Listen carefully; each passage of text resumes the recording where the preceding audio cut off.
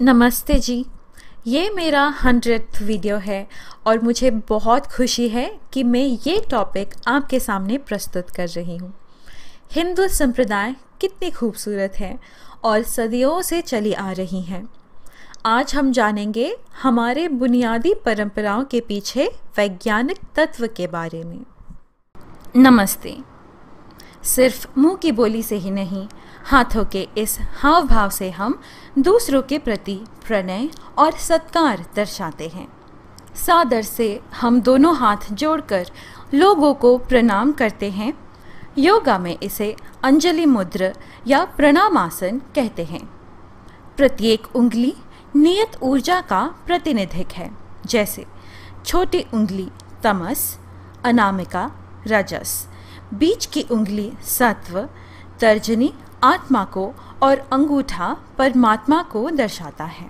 Finger tips यानी अंगुलाग्र प्रमुख ऊर्जा केंद्र हैं। हृदय चक्र के पास हम हाथ जोड़ते हैं।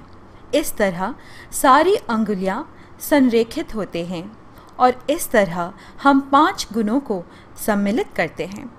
तब दिमाग के नसों का सर्किट हमारे ऊपरी शरीर से लिंक होता है, इसीलिए हमें वह व्यक्ति याद रहता है बिना कोई शारीरिक स्पर्श के। शाब्दिक रूप से या अशाब्दिक रूप से नमस्ते से हम कह रहे हैं कि मुझ में ईश्वरीय, आप में ईश्वरीय को नमन करता है। पीपल ऐसा वृक्ष है जिसके ना मीठे फल हैं, ना उसकी लकड़ी मजबूत है, तो क्या उसके कोई प्रयोग नहीं? पेड़ हमें ऑक्सीजन देते हैं, कार्बन डाइऑक्साइड खुद सोखते हैं, जिससे एनवायरनमेंट में प्रदूषण कम होता है। लेकिन रात को पेड़ ऑक्सीजन सोखकर कार्बन डाइऑक्साइड छोड़ते हैं। वही पीपल का पेड़ रात को भी कार्बन डाइऑक्साइड सोखकर ऑक्सीजन छोड़ता है। इससे एनवायरनमेंट कितना प्यूरिफाई होता है। इस कारण से पीपल के पेड़ को दिव्य शक्ति से जोड़ दिया गया, ताकि आम आदमी बिना सोचे समझे इसे काट ना दे। इसी श्रेणी में नीम और औदुंबर के पेड़ शामिल होते हैं, इसलिए इन पेड़ों की पूजा की जाती है। संख्या 108 हमारे धर्म में बहुत मायने रखता है, पर क्यों? हमारे पूर्वजों ने ये बात पहचानी कि यह संख्या ही सृजन का आधार है। जैसे सूर्य का परिमाण धरती के 108 गुना है और सूर्य और धरती के बीच का फासला 108 सूर्य के परिमाण जितना है। चांद का अर्धव्यास यानी रेडियस 108 मील है और धरती और चांद के बीच की दूरी 108 चंद्र के परिमाण जितना है। सूर्य और चंद्र के चाल के आधार पर ज्योतिष शास्त्र में 12 राशियां हैं और नवग्रह यानी कि 12 गुना 9 108 और 27 नक्षत्र मंडल हैं यानी कॉन्स्टलेशन, और हर एक के 4 दिशाएं हैं। तो 27 गुना 4 108 हमारे पूरे आकाश गंगा का आवरण है। इसी कारण हमारे प्राचीन ग्रंथों में समस्त 9 के गुणकों में थे, जैसे कि 9 पुराण, भगवद गीता के 18 अध्याय और 108 उपनिषद।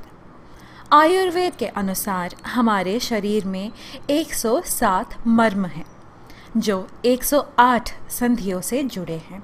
इसी कारण हम किसी मंत्र को 108 बार जाप करते हैं, जो उस यात्रा का अभिवेदन देते हैं जो हमारे अंतर्मन से अंतर्यामी के पास पहुंचाती है। जब हम किसी मंदिर में प्रवेश करते हैं तो सबसे पहले घंटी बजाते हैं। ऐसे क्यों? प्रथानुकूल विनिर्मित घंटियां एक विशिष्ट अनुपात में कुछ खास धातु जैसे कि जस्ता, तांबा, पीतल इत्यादि के सम्मेलन करके रचे जाते।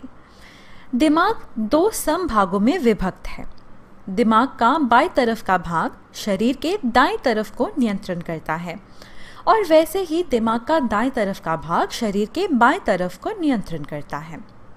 हम समझ सकते हैं कि इन दोनों का समन्वय कितना ज़रूरी है।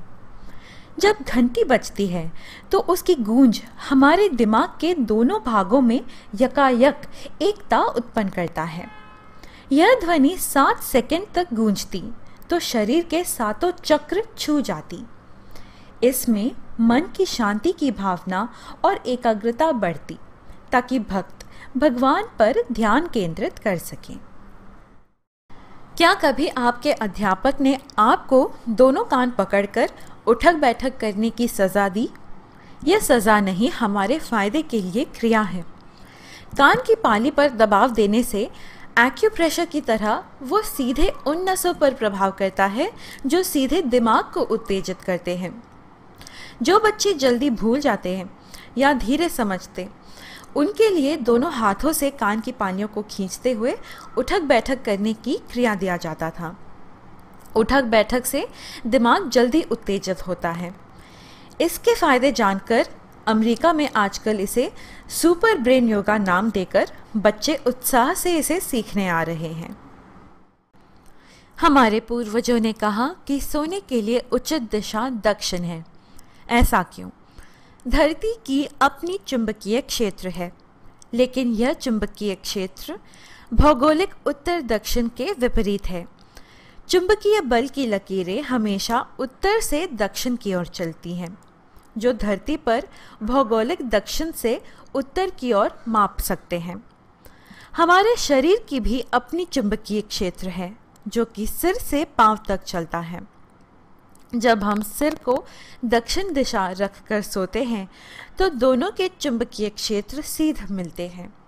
हमारी मैग्नेटिक फील्ड को बाधा नहीं पहुंचती, लेकिन सिर उत्तर में और पांव दक्षिण की ओर सोने पर धरती की शक्तिशाली चुंबकीय बल से हमारा चुंबकीय क्षेत्र अस्त व्यस्त होता है। इससे हमारा रक्त परिसारण सीधे प्रभावित होता है, जिससे अनेक प्रकार के अस्वस्थता उत्पन्न होते हैं।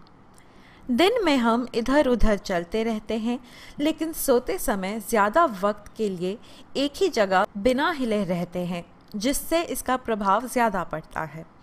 इसीलिए अच्छी स्वास्थ्य के लिए दिशा का ध्यान रखकर सोने की सलाह हमारे पूर्वजों ने बहुत पहले ही दिया है। हमारा अहंकार ही हमें औरों के सामने झुकने से रोकता है। जब हम किसी बड़ों के सामने झुककर उनके पांव छूकर आशीर्वाद लेते हैं, तो हम अपने अहंकार को वहीं छोड़ देते हैं और उनके ज्ञान और अनुभव को नमन करते हैं। जैसे कि पहले भी चर्चा किया है कि हमारे हाथ और पांव के उंगलियों में ऊर्जा केंद्रीय है। पांव छूने से ऊर्जा के अदला बदली का एक सर्किट फॉर्म होता है, जहां बड़े जो आशीर्वाद दे रहे हैं वो दाता और हम आदाता बनते हैं। झुककर पांव छूना रीढ़ की हड्डी और केंद्रीय स्नायुजाल के सही कार्य पद्धति के लिए एक अच्छा व्यायाम है। लंबी आयु और सेहत के लिए भी मजबूत रीढ़ की हड्डी बहुत आवश्यक है। वैसे हाथ मिलाने से और गले लगने से भी सर्किट फॉर्म होती है, लेकिन वो अधूरी है, तो ऊर्जा का पूरा अदला बदली नहीं होता और रीढ़ की हड्डी के लिए कोई व्यायाम भी नहीं। कभी नदी या तालाब गुजरते वक्त आपने उसमें सिक्के डाले हैं? यह प्रथा पुराने समय से चली आ रही है। दरअसल उस समय के सिक्के तांबे और कुछ तो सोना चांदी के बनते थे, ना कि आज के स्टेनलेस स्टील की तरह। सिक्कों को पानी में डालने से पानी पर ऊपरी धूल मिट्टी उस सिक्के के वजन से उसी के साथ साथ नदी के ताल तक पहुंच जाते, तो ऊपर सिर्फ स्वच्छ पानी रह जाता, जो कि पीने के लिए उपयुक्त था। साथ ही तांबे के सिक्के पानी में आयॉन्स छोड़ते, जिससे वह पानी तांबे के गुणों से समृद्ध होता, जिसे पीने से सेहत को बहुत लाभ मिलता है। स्टेनलेस स्टील निष्क्रिय होता है, तो ऐसे कोई लाभ नहीं मिलता है। सनातन धर्म के प्राचीन इतिहास से ही मूर्ति पूजा का उल्लेख मिलता है। मन संज्ञानात्मक रूप से प्रतीक या चिन्ह समझ लेता है। उदाहरण के लिए अंकड़ा चिन्ह है, जिससे हम गणित समझ सकते हैं। हमारे पूर्वजों ने ग्रहण किया कि सरल विधि में ब्रह्मांड, भगवान और आध्यात्मिक विषयों को समझाने के लिए मूर्ति पूजा उचित है, क्योंकि मूर्तियां प्रतीक हैं। जब भक्त के सामने मूर्ति स्थापित हो, वो ध्यान केंद्रित करने में मदद करती है। हमारे पूर्वज हमेशा जमीन पर बैठकर अपना भोजन किया करते थे। इस तरह बैठे हुए आसन को योगा में सुखासन कहते हैं। इस आसन में शरीर त्रिभुजाकार सा होता है।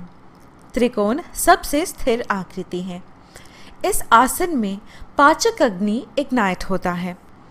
इस आसन में घुटने मोड़कर बैठते हैं, जो कि घुटनों में लचीलापन को बनाए रखने में सहायता करता है और आर्थराइटिस जैसी बीमारी से बचाता है। कुर्सी पर बैठने से दिमाग शरीर को गिरने से बचाने में ध्यान लगाता है। वैसे आसन में ऐसा कुछ भी नहीं जो पाचक में मदद करे। जमीन पर बैठकर खाने से जो शरीर की चाल आगे झुककर खाना मुंह में रखकर फिर वापस सीधे बैठने की प्रक्रिया होती है, वो अपने में ही उदर भाग के लिए एक अच्छा व्यायाम है, जिससे पाचक सत उत्पादन होते हैं और हम अपने साफ उंगलियों से खाना खाते हैं। जैसे पहले भी हमने चर्चा किया कि उंगलियों में ऊर्जा केंद्रीय है, तो इस प्रकार हम खाने को खाने से पहले चार्ज कर रहे हैं। शुभ कार्यों में हम अक्सर रेशमी कपड़े पहनते हैं। जैसे पूजा या यज्ञ में रेशमी कपड़े दोनों पुरुष और महिलाएं पहनते हैं। रेशम में ऊर्जा प्रतिधारित करने की क्षमता है। पूजा में, यज्ञों में, मंत्रों से, दीपाराधना से जितनी सकारात्मक ऊर्जा उत्पन्न होती है, सूती कपड़ों से सारा धरती सोख लेती है। रेशमी कपड़े आश्वासित करते हैं कि हमें उस सकारात्मक ऊर्जा का पूरा लाभ मिले, क्योंकि वे उस ऊर्जा को सोख कर उसे हमारे शरीर तक प्रेषित करती है। सिंदूर दरअसल हल्दी, चूना और पारा का मिश्रण है। पारा लैंगिक वांछनाओं को बढ़ाता है, इसलिए शादीशुदा महिलाएं सिंदूर लगाती हैं। सिंदूर का सही प्रयोग शीर्ष पर लगाना है। दरअसल पुराने ज़माने में सिंदूर को शीर्ष से लेकर शीर्ष ग्रंथि होती है वहाँ तक लगाया करते थे। शीर्ष ग्रंथि हमारे विचार और भावनाओं का आधार है। शीर्ष ग्रंथि का सही कार्यचालन अच्छी सेहत के लिए ज़रूरी है। औरतें चूड़ियाँ क्यों पहनते हैं? आयुर्वेद के अनुसार औरत की हड्डियाँ शारीरिक रूप से मर्द से कमज़ोर होती हैं। सोना और चांदी की चूड़ियाँ ऊर्जा को सोख कर उसे शरीर में पारिषित करते हैं। वृत्तीय होने के कारण ऊर्जा शरीर में वापस होता है और परिवेश में खो नहीं जाता है। इससे महिलाओं में हड्डियों की कमजोरी संसाधन किया करते थे और कलाई के पास ही नाड़ी स्पंद स्पष्ट महसूस होता है। चूड़ियाँ और कलाई के रगड़ से रक्त संचार अच्छा होता है। महिलाएं हीना, आलता या महावर क्यों लगाती हैं? पुराने समय में स्त्री और पुरुष दोनों हाथों में महावर लगाते थे।